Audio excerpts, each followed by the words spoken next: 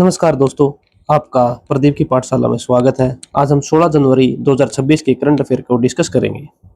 सबसे पहला आर्टिकल, ये कौन है आप जानते हो? ये चाइना के प्रेसिडेंट है शी जिनपिंग। इनको डर लग रहा है, किस बात का जानेंगे आज। ये है जैकी श्रॉफ बिडू। ये पूछ रहे हैं सीपीईसी क्यों बना रहा है बिडू तू? ये बोल रहा है कि डर लग रहा है भाई मुझे। अच्छा, यहाँ पर सोनाक्षी सिन्हा को कह रहा है थप्पड़ से डर नहीं लगता मेम साहब, मलक्का स्ट्रेट के क्लोज होने से लगता है। जानते हैं शी जिनपिंग का डर सीपीईसी क्या है, इसको जानते हैं। और बहुत ही मेन आर्टिकल है दोस्तों, और आज के आर्टिकल पढ़ने के बाद आपको कभी डाउट नहीं होगा। इसको हम 360 डिग्री कवर करेंगे, ठीक है। सक्सम वैली न्यूज में ये थी, ये आर्टिकल आया था द हिंदू में, और हमने इसको सक्सम वैली से सीपीईसी से कनेक्ट करके हम सब पढ़ेंगे। क्या है सक्सम वैली, कहाँ पाई जाती है दोस्तों? ये है इंडिया में जम्मू एंड कश्मीर का मैप। बहुत कॉम्प्लिकेटेड है, ठीक है, लेकिन आज 5-7 मिनट लगेंगे आपको और हमेशा के लिए आपके डाउट दूर हो जाएंगे, ठीक है। ये है जम्मू एंड कश्मीर जो इंडिया के अंडर में आता है। ये है जम्मू एंड कश्मीर जो पाक के अंडर आता है, जिसको बोलते हैं पाक ऑक्यूपाइड कश्मीर, ठीक है। ये जो जम्मू कश्मीर का पार्ट है ये आता है चाइना के अंदर। जी हाँ, इंडिया के अंदर ये वाला, पाक ऑक्यूपाइड कश्मीर जो पाकिस्तान के अंदर है ये वाला, और ये है चाइना के अंदर, ठीक है। और ये येलो में देख रहे हो यहाँ पे, ये है सियाचिन ग्लेशियर। ये किसके अंदर है? ये इंडिया के अंदर है, ठीक है। एक ये पार्ट देखिए, ये वाला, ये किसके अंदर है? ये चाइना के अंदर है, ठीक है। ऐसे अलग अलग पीस में मैंने इसलिए तोड़ा है इसको, ताकि आप इसको हर चीज को समझ पाओ। जम्मू एंड कश्मीर भारत का अभिन्न अंग है।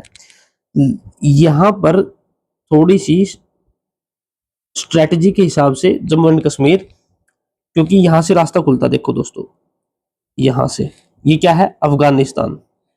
आपसे कोई पूछ ले क्या इंडिया की बाउंड्री अफगानिस्तान से लगती है, तो आपका आंसर होगा जी हाँ लगती है। कितने किलोमीटर की है? ये देखिए 100 किलोमीटर की ये बाउंड्री है दोस्तों। सबसे कम बाउंड्री हमारी अफगानिस्तान के साथ लगती है, सबसे ज्यादा बांग्लादेश के साथ। सबसे ज्यादा बाउंड्री हमारी बांग्लादेश के साथ लगती है, सबसे कम अफगानिस्तान के साथ, ठीक है। वो भले ही पाक ऑक्यूपाइड कश्मीर की हो, लेकिन हमारा आंसर अफगानिस्तान होगा, क्योंकि जो आधिकारिक मैप है, जो ऑथेंटिक मैप है, जो इंडियन गवर्नमेंट रिलीज करती है, उसमें अफगानिस्तान के साथ हमारी बाउंड्री लगती है, ठीक है दोस्तों। देखिए दोस्तों, एक छोटी सी कहानी सुनिए आप। 1947 में जब हमारा देश आजाद हुआ, तो उसके 2-4 महीने के बाद पाकिस्तान ने अटैक कर दिया हमारे पास, यहां से आए, ठीक है। तो फिर अटैक कर दिया, तो हमने रिटेलिएट किया, हमने जवाब दिया। तो इसी बीच जो हमारे पहले प्रधानमंत्री नेहरू जी, वो यूएन में चले गए, यूनाइटेड नेशन, जो वर्ल्ड की पंचायत भी जिन्हें बोलते हैं। उन्हें बहुत भरोसा था यूएन पे, तो वो बोले कि हम लड़ाई झगड़ा नहीं चाहते, आप इस मैटर को देखिए, इन्होंने पाकिस्तान ने क्या किया, गलत किया। तो यूएन ने कहा जहां आप हो वहीं रुक जाओ, तो उन्होंने, तो ये जो लाइन है आप ये देख रहे हो, ये लाइन ऑफ कंट्रोल है, एलओसी, यहां पर आपको दिख रही होगी। एलओसी किसके बीच में? इंडिया और पाकिस्तान के बीच में है। ये कहानी बतानी जरूरी थी ताकि आप इस चीज को समझ पाओ। तो ये सारा एरिया है जो ये पाकिस्तान के अंदर आया था 1947-48 में, ठीक है जी, ठीक है। तो फिर एक युद्ध हुआ 1962 में इंडिया और चाइना के बीच में, जिसमें चाइना जीत गया और इंडिया को हार देखनी पड़ी। तो उस टाइम 1962 में चाइना ने कश्मीर का ये पार्ट हमसे ले लिया, ये वाला। पाकिस्तान ने 1947-48 में ये ले लिया था, ठीक है। अब देखिए ये वाला पार्ट, ये पाकिस्तान के पास था, लेकिन पाकिस्तान ने इसे चाइना को गिफ्ट कर दिया 1963 में, ठीक है। और ये कौन सा है? सक्सम वैली, जो आज हमारा टॉपिक था, सक्सम वैली, ठीक है। एक बार और मन ही मन बोलिए, सक्सम वैली इंपॉर्टेंट है, पूछ ली जाएगी सक्सम वैली कहां पे है? जम्मू कश्मीर में पाई जाती है, बिल्कुल टॉप पे, ठीक है। और ये किसके पास? अभी चाइना के पास है। किसने दिया? पाकिस्तान ने गिफ्ट दिया, गिफ्ट। ले भाई गिफ्ट ले ले तू। क्यों? ताकि इंडिया को परेशान किया जा सके, और कुछ नहीं भाई, ठीक है।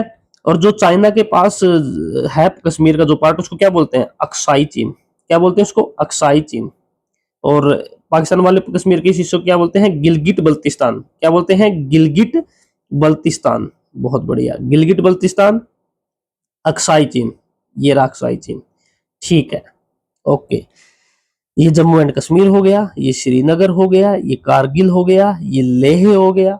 ठीक है भाई, बहुत बढ़िया। तो एलओसी समझ ली। अब देखो LAC, LOC line of control, India और पाकिस्तान के बीच में। एलएसी ये है, एलएसी इंडिया और चाइना के बीच में है। ये इसके बीच में, इंडिया और चाइना के बीच में कौन सी, एलएसी। एलएसी की full form line of actual control, line of actual control. देखिए ये फुल फॉर्म लिख रखी है इसकी। ये मुझे पता है कॉम्प्लिकेटेड है, लेकिन एक ही इमेज में मैं आपको सारी चीजें समझाने की कोशिश कर रहा हूं। आप इसको ठहर के एक दो बार और बैठ के देखिएगा, ठीक है। Line of control, line of actual control, ठीक है। ये क्या है, ये है Siachen glacier, controlled by India. Siachen glacier बहुत इंपॉर्टेंट है हमारे लिए। ऑपरेशन मेघदूत चलाया था यहाँ पर 1984 में इंडियन गवर्नमेंट ने, और सियाचिन ग्लेशियर को अपने कंट्रोल में कर लिया था। ठीक है, एक और देखिए, पेंगोंग सो लेक। पेंगोंग सो लेक कहाँ पाई जाती है, लद्दाख में। ठीक है, लद्दाख में पाई जाती है। इसका कुछ हिस्सा इंडिया में है और इसका कुछ हिस्सा चाइना में है। ठीक है, ये पेंगोंग सो लेक है।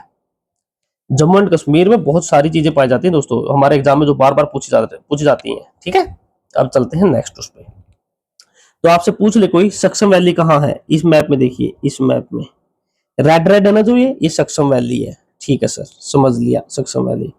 ओके, तो बाकी सारी चीजें आ गई हैं मेरे हिसाब से। चाइना ये है, ये अक्साई चीन है, गिलगिट बल्तिस्तान है, जम्मू कश्मीर है। ठीक है, ये मैप आपके लिए अलग अलग इसलिए लेके आए ताकि आपको समझ आए। ये लाइन ऑफ कंट्रोल है, ठीक है, ओके जी, ठीक है। तो सक्सम वैली कहाँ पे है दोस्तों, ये याद रखना। के से है काराकोरम, काराकोरम रेंज। एल से लद्दाख रेंज, जेड से जंस्कर रेंज। काराकोरम, लद्दाख, जंस्कर, और तीनों से ऊपर पाई जाती है सक्सम वैली। मैंने अभी मैप में दिखाया ना आपको, बिल्कुल टॉप पे है। ये देखिए, ये इसके नीचे ये सब काराकोरम, लद्दाख, जंस्कर। ठीक है, ये मैंने ऐसा क्यों बताया, एक स्टेटमेंट में डाल के दे देंगे, सक्सम वैली काराकोरम के नॉर्थ में है। तो आपका दिमाग आएगा यार, काराकोरम तो पहले ही बहुत ऊंची है, ट्रांस हिमालय का पार्ट है। ठीक है, तो सक्सम वैली थोड़ी ना होगी इतनी ऊपर, लेकिन है दोस्तों, ये बिल्कुल नॉर्थ में है, काराकोरम, लद्दाख, जंस्कर के।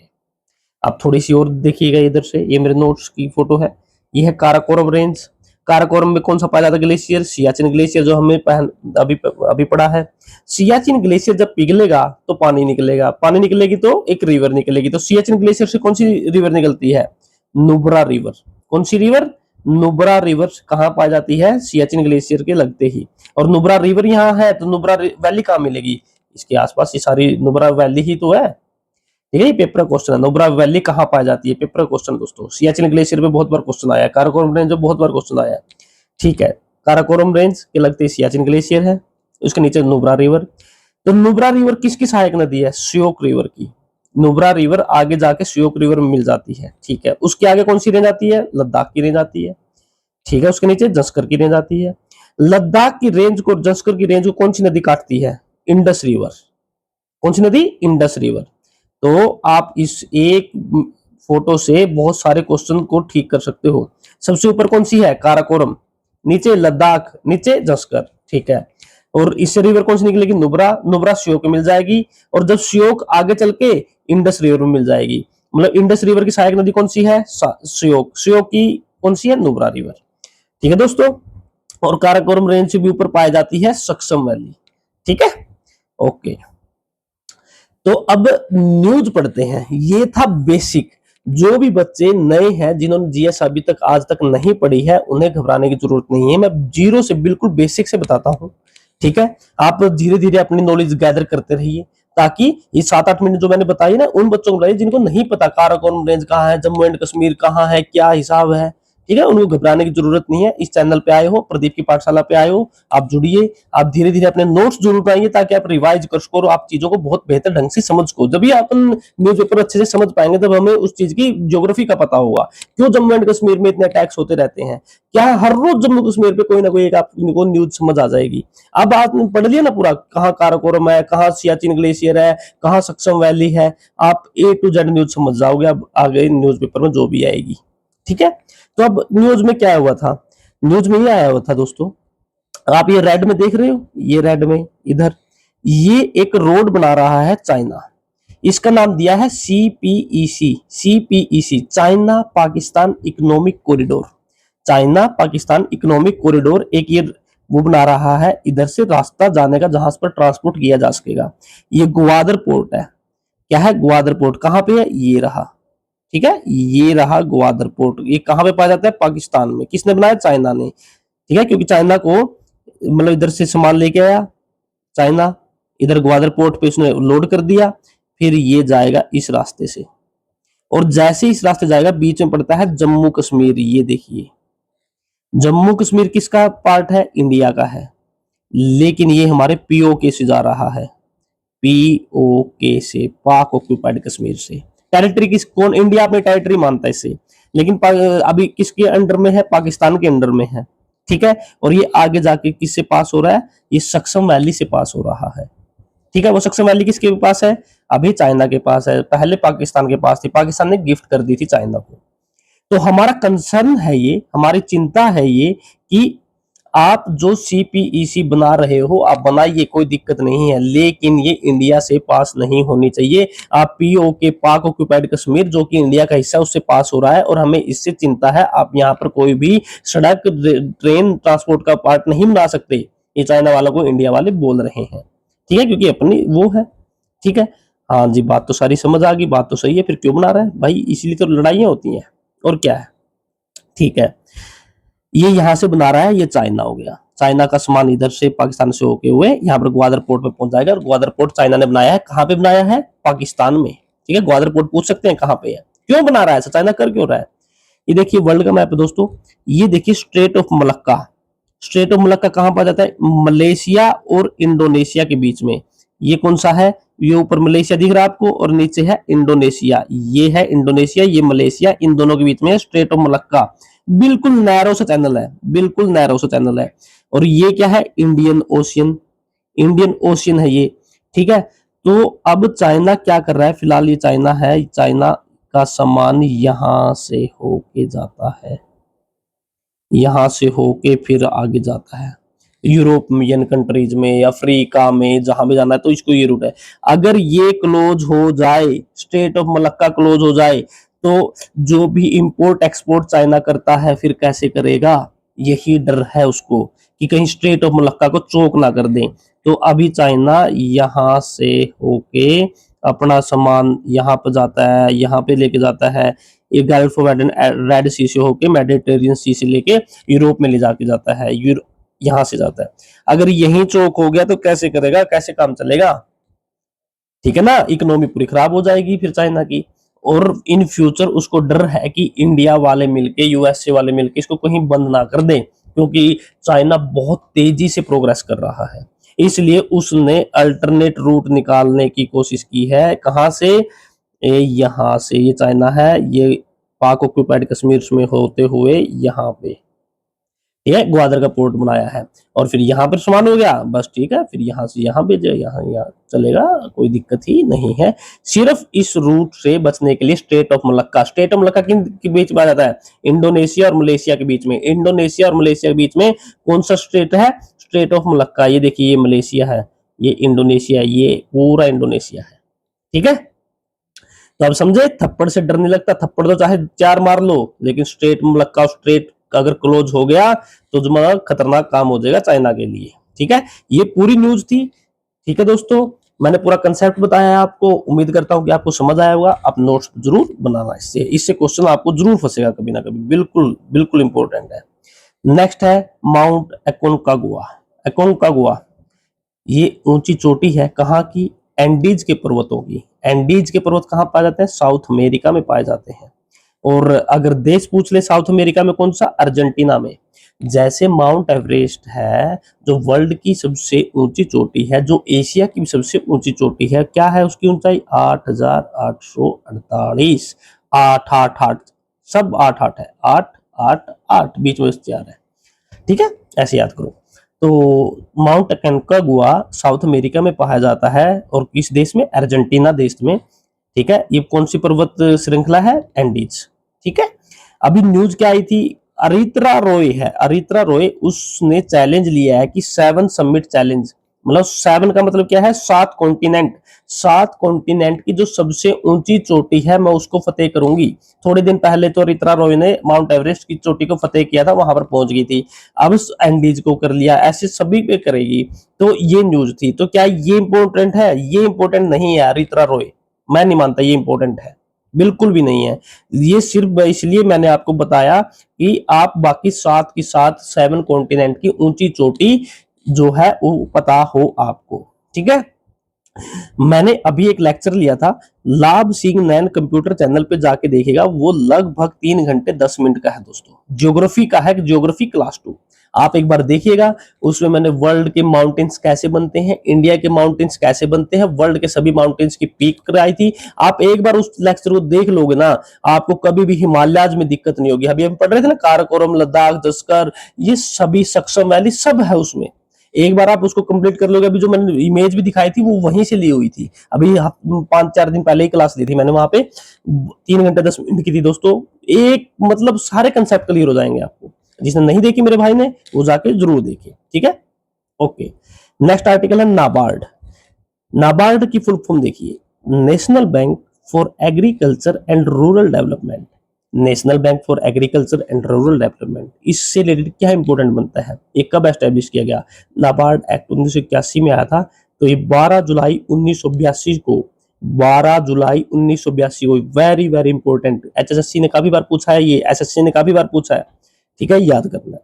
किसकी कमेटी की रिकमेंडेशन से इसको नाबार्ड को एस्टेब्लिश किया गया, शिवा रमन, शिवा रमन की कमेटी जो थी, उन्होंने सिफारिश की कि नाबार्ड को बनाओ। 12 जुलाई 1982 को इसको बनाया गया। हेडक्वार्टर कहां पे है, मुंबई में है। ये तीनों बात आपको बिल्कुल याद होनी चाहिए। आप अपना नाम भूल जाना, बट 12 जुलाई 1982 को याद रखना, बी शिवा रमन कमेटी को याद रखना दोस्तों, ठीक है। एक नया आर्टिकल आया है, अरालाम, अरालाम वाइल्ड लाइफ सेंचुरी है, केरला में है अरालाम, अरालाम, तो उसको अब अरालाम बटरफ्लाई वाइल्ड लाइफ सेंचुरी घोषित कर दिया गया है। वैसे मैं इसको नहीं कराता, लेकिन बटरफ्लाई वाइल्ड लाइफ सेंचुरी बहुत कम है इंडिया में, बहुत कम, तो इसलिए थोड़ी सी इंपॉर्टेंट हो जाती है। अरालाम वाइल्ड लाइफ सेंचुरी कहां पाई जाती है, केरला में पाई जाती है, okay. Valley of flowers, valley of flowers national park है, कहां पे पाया जाता है, उत्तराखंड में पाया जाता है, जो नंदा देवी बायोस्फीयर रिजर्व का पार्ट है। नंदा देवी बायोस्फीयर रिजर्व का पार्ट कौन है, वैली ऑफ फ्लावर्स है, ठीक है। साइलेंट वैली नेशनल पार्क, देखो वैली वैली है, थोड़ा कंफ्यूज होने का चांस रहता है। साइलेंट वैली नेशनल पार्क कहां पाया जाता है, केरला में। केरला में अरालाम, अरालाम बटरफ्लाई वाइल्ड लाइफ सेंचुरी भी पाई जाती है। और साइलेंट वैली नेशनल पार्क कौन सा है, केरला। केरला के लोग थोड़े साइलेंट रहते हैं, ज्यादा नहीं बोलते हैं, आप ऐसे भी याद रख सकते हो। साइलेंट कौन रहते हैं, केरला के लोग, ठीक है, ओके। ये है valley of flower national, valley of flowers है जो नेशनल पार्क है, ये कहां पर है, उत्तराखंड में, ठीक है। नेक्स्ट आर्टिकल है एक्सपोर्ट प्रीपेड इंडेक्स, कौन जारी करता है इसको, एक्सपोर्ट प्रीपेडनेस इंडेक्स, इसे नीति आयोग जारी करता है दोस्तों। और इंडेक्स ना 15-20 है और आपको याद होना चाहिए। वर्ल्ड हैप्पीनेस इंडेक्स कौन जारी करता है, export preparedness index NITI Aayog 4-5-6 करता है, और सारे आपको याद होने चाहिए। प्रीपेडनेस का क्या मतलब है, आप एक्सपोर्ट करने के लिए कितने तैयार हो, ठीक है ना, कितने प्रिपेयर, प्रिपेयर को मतलब समझा, प्रिपेयर कर रहे हो, प्रिपरेशन चल रही है, तैयार हो। नीति आयोग, हमारा विजन है 2047 तक, 2047 तक हमारे भारत देश को विकसित करें हम, तो विकसित भारत 2047 तक, तो ये याद रखना 2047, क्योंकि एक पेपर में ना एक क्वेश्चन आया था 2018-19 में ना, ये चीज चल रही थी, हम फार्मर्स की इनकम को ना दुगना कर देंगे 2022 तक, हम फार्मर्स की इनकम को 2022 तक दुगना कर देंगे। तो यही पूछ लिया कि हम फार्मर्स की इनकम दुगना करने तक मतलब कब तक टारगेट है, तो 2022 तक है। तो विकसित भारत कब तक है, 2047 तक है। तो हर रोज न्यूज में आता है ये 2047 तक हम विकसित भारत कर देंगे। क्यों कर देंगे 2047 को ही? क्योंकि 1947 में हम आजाद हुए थे, 100 साल हो जाएंगे। ये हमारा गोल है, ये हमारा टारगेट है हमारे पीएम साहब का, तो ये याद रखना। और इंडेक्स कौन जारी करता है? NITI Aayog export preparedness index, ठीक है। एक्सपोर्ट कर अगर हम करेंगे तो विकसित भारत बन जाएगा हमारा, ऐसा दिमाग में क्वेश्चन आना चाहिए आपके। अगर हम ज्यादा एक्सपोर्ट करते हैं तो दोस्तों हमारे देश में ज्यादा डॉलर आते हैं, डॉलर ज्यादा आते हैं। जब डॉलर हमारे देश में ज्यादा आएंगे तो रुपया मजबूत होगा। रुपया मजबूत होने का मतलब क्या है? एक डॉलर की कीमत मान लो आज 85 रुपए है। एक डॉलर की कीमत मान लो 85 रुपए है, और रुपया अगर मजबूत हुआ तो एक डॉलर की कीमत 80 रुपए हो जाएगी। 80 रुपए हो जाएगी। सर ये तो घट गई, आप तो बोल रहे मजबूत होगा। मजबूत का मतलब हमेशा वो नहीं होता दोस्तों कि ऊपर की तरफ जाएगा। बस 80 से 100 हो गया, 80 से 100 रुपए हो गया एक डॉलर, तो मतलब वो वीक हो गया। आप समझ गए मेरी बात को? वो वीक हो गया। ठीक है, अगर एक्सपोर्ट घट जाते हैं हमारे और इंपोर्ट बढ़ जाते हैं, एक्सपोर्ट घट जाते हैं और इंपोर्ट बढ़ गई, तो डॉलर हमारे देश में कम हो जाएंगे, तो रुपया कमजोर हो जाएगा। और कमजोर का मतलब क्या है? एक डॉलर 85 रुपए से 90 रुपए चला गया। एक डॉलर से 85 रुपए और एक डॉलर 90 रुपए। तो सर ये मजबूत और कमजोर नहीं समझा, बाकी तो सब समझ आ गया। दोस्तों देखो, मान लो एक डॉलर में पहले 100 पेंसिल आती थी। मान लो एक डॉलर में कितनी पेंसिल आती थी दोस्तों? 100 पेंसिल आती थी, और आपने जेब से कितने रुपए लगते थे? 85। अब एक डॉलर में वही पेंसिल आ रही है 100, और रुपए कितने लग रहे हैं अपने? सिर्फ 80। अपनी जेब से तो, तेरे जो जेब से तो सिर्फ 80 ही गए ना। तो इसका मतलब क्या हुआ? हमारे देश की करेंसी मजबूत हुई। पहले 85 रुपए देके तो 100 पेंसिल ला रहा था, तो अब 80 रुपए देके पेंसिल ला रहा है। और इधर देखो, इधर पहले 85 रुपए देके 100 पेंसिल लेके आया, अब तुझे 5 रुपए और देने पड़े इंटरनेशनल मार्केट में जाके, जब जाके तुझे 100 पेंसिल मिली। तो रुपया वीक हो गया कि नहीं हो गया? जब तेरी जेब से ज्यादा रुपए जाने लग गए ना, तो समझ ले रुपया वीक हो गया। और मान लो एक डॉलर के सिर्फ 10 रुपए है, इतना हम एक्सपोर्ट कर दें कि एक डॉलर के प्रति सिर्फ 10 रुपए जाए, तो हमारी करेंसी मजबूत हुई कि नहीं हुई? होगी सर, होगी, बिल्कुल होगी, बिल्कुल होगी। समझ गए? एक्सपोर्ट इंपोर्ट इकोनॉमिक्स का कंसेप्ट है, और आपको थोड़ा सा इस प्रकार से चीजें समझनी चाहिए। नेक्स्ट, रिस्पॉन्सिबल नेशन इंडेक्स, इसको याद रखना है, इसके चांसेस काफी ज्यादा है पेपर में आने की, क्योंकि ये अभी जस्ट स्टार्ट होने वाला है। क्या सर हुआ नहीं है क्या? अभी स्टार्ट हुआ नहीं है, बस होने वाला है। रिस्पॉन्सिबल नेशन इंडेक्स कौन जारी कर रहेगा इसको? World intellectual foundation, world intellectual foundation ji, अभी जारी किया जाएगा। कोई भी कंट्री दुनिया के प्रति कितना जिम्मेदार व्यवहार करती है, जैसे कि क्लाइमेट चेंज को कितना सीरियसली लेते हैं, क्लाइमेट चेंज को रोकने के लिए कोई देश क्या क्या स्टेप ले रहा है, शांति, पूरे वर्ल्ड में शांति एस्टेब्लिश करने के लिए कोई देश कितना जिम्मेवार है, कितने अच्छे स्टेप ले रहा है। ग्लोबल कोऑपरेशन, मतलब सब मिलकर रहें, कोई किसी साथ झगड़ा ना करे। जैसे अब यूएसए ने क्या किया? वेनेजुएला के प्रेसिडेंट को बेडरूम से उठा के ले गए। क्या ये ग्लोबल कोऑपरेशन के लिए सही है? क्या ये पीस के लिए सही है? तो यूएसए को नीचे मिलेगी rank. Norway, Sweden, Finland, Bhutan, इनको ऊपर मिलनी चाहिए, क्योंकि क्लाइमेट चेंज के प्रति अच्छे स्टेप भी लेते हैं। और ट्रम्प साहब लेते नहीं क्लाइमेट चेंज, वो बोलते हैं कि ऐसा कुछ है नहीं, मैं मानता नहीं क्लाइमेट चेंज को। ना ही ग्लोबल कोऑपरेशन के बोल रहे हैं कि हमने न्यूज में पढ़ा था कल वाली में कि हम ग्रीनलैंड को भी ले लेंगे। तो क्या ये अच्छा जिम्मेदार व्यवहार है? नहीं है यूएसए का। ठीक है, तो ये है रिस्पॉन्सिबल नेशन। कौन सा देश कितना रिस्पॉन्सिबल है अच्छे ग्लोबल कोऑपरेशन के लिए, ये बोलेंगे वो। ठीक है ना। अब नेक्स्ट आर्टिकल पढ़ते हैं दोस्तों। Artemis, Artemis second mission, Artemis second mission, ये अभी नासा के द्वारा जारी किया गया है।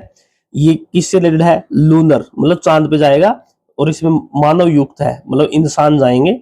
और जो भी मिशन किसी भी एजेंसी द्वारा चलाया जाए, अगर उसमें ह्यूमंस जा रहे हैं तो इंपॉर्टेंट हो जाता है।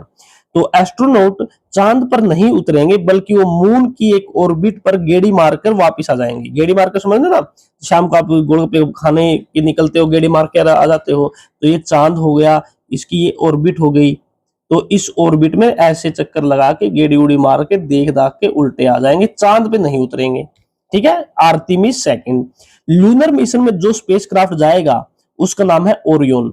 ओरियन, ये इंपॉर्टेंट है। ओरियन किसका स्पेसक्राफ्ट है? जिसमें वो स्पेसक्राफ्ट, जिसमें ये एस्ट्रोनॉट बैठ के जाएंगे गेड़ी मारने के लिए, मून की ऑर्बिट में जो गेड़ी मारने के लिए जाएंगे, उसमें उसका नाम है ओरियन। ओरियन, ओरियन पक्का याद रखना भाई, ओरियन। ठीक है, नासा ने ना एक पहले भी चलाया था, अपोलो 11 मिशन, जो चांद पे गया था कब, 1969 में। आपने सुना होगा नील आर्मस्ट्रॉन्ग, किसी ने कुछ सुना हो ना सुना हो, लेकिन इस बंदे का नाम जरूर सुना है। चांद पर जाने वाला पहला आदमी नील आर्मस्ट्रॉन्ग। किसने चलाया था? नासा ने चलाया था, अपोलो 11। ये 11 जरूर याद रखियो, अपोलो तो कई बार याद रह जाता लेकिन 11 याद नहीं रहता। नासा कब एस्टेब्लिश हुआ? 58 में।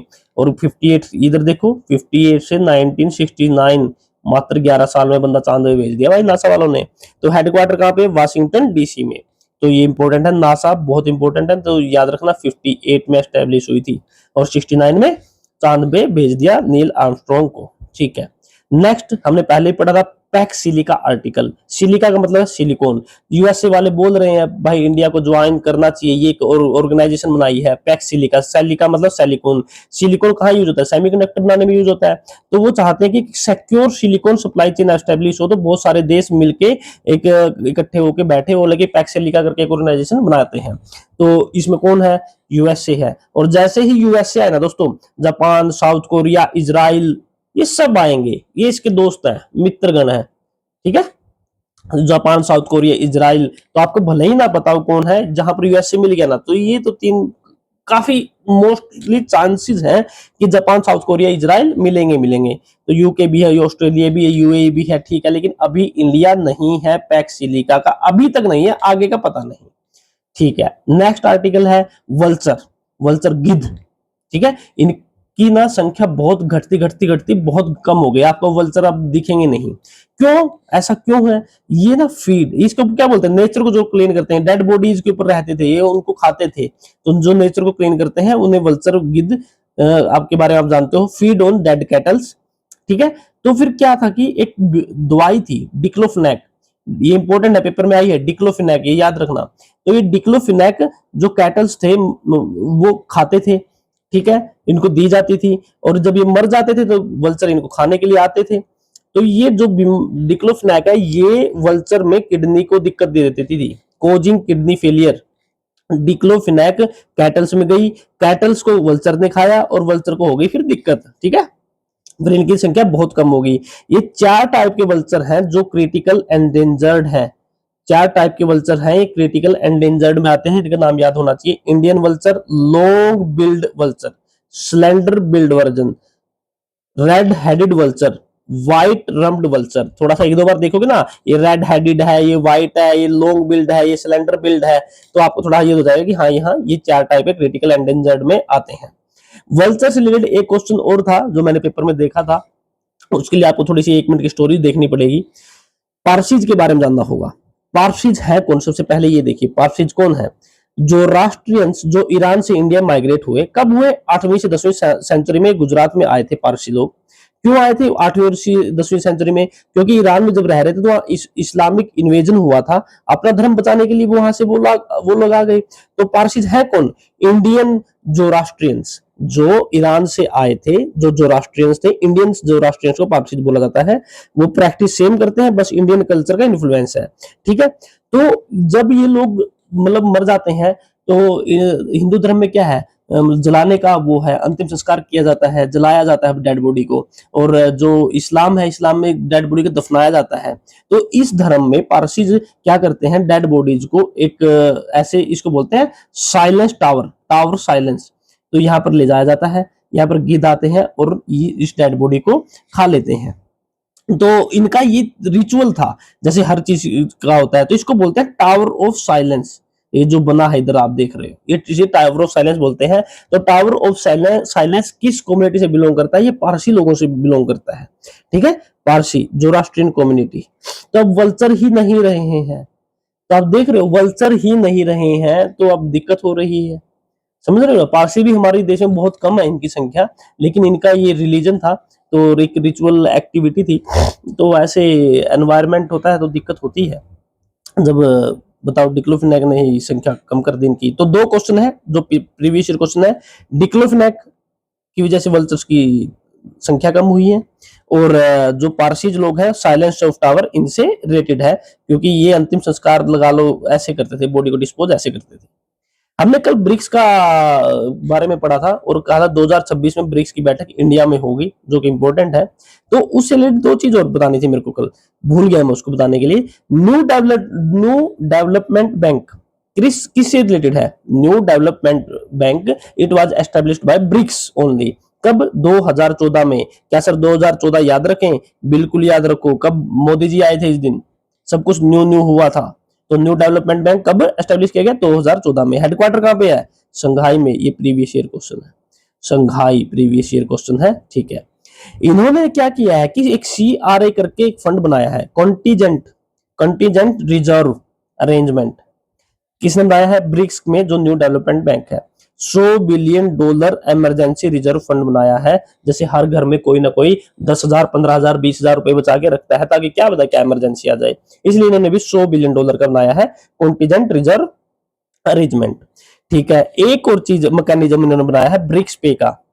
ये बोल रहे हैं कि जो ब्रिक्स की कंट्रीज हैं कितने हैं ब्रिक्स की कंट्रीज? 11। पहले 4 थी, BRIC, फिर साउथ अफ्रीका 2010 में ऐड हो गई थी, 2009 में ये बना था।